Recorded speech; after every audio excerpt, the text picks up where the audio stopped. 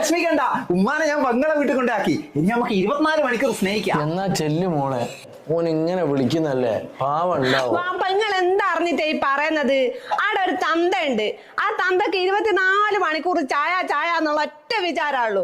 ചായ കൊടുത്ത് ഞാൻ മുടിഞ്ഞ്. അതോർത്ത് നീ വിഷമിക്കണ്ട, വാപ്പാനെ ഞാൻ വൃദ്ധസ്ഥാനത്തിൽ കൊണ്ടാക്കി. പ്ലീസ് ഒന്ന് വാ.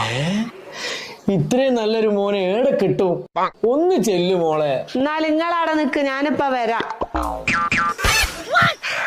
വാപ്പാ താങ്ക് യു. പാപ്പ എന്നാ ഞാൻ പോയിട്ട് വരട്ടെ. ആ മോള് പോയിട്ട് വാട്ടോ. എന്നാ പോകല്ലേ?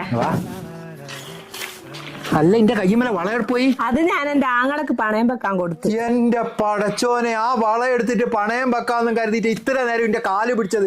ഇനി ഞാനെങ്ങനെയാ വണ്ടീന്റെ ലോൺ അടക്കിയാ?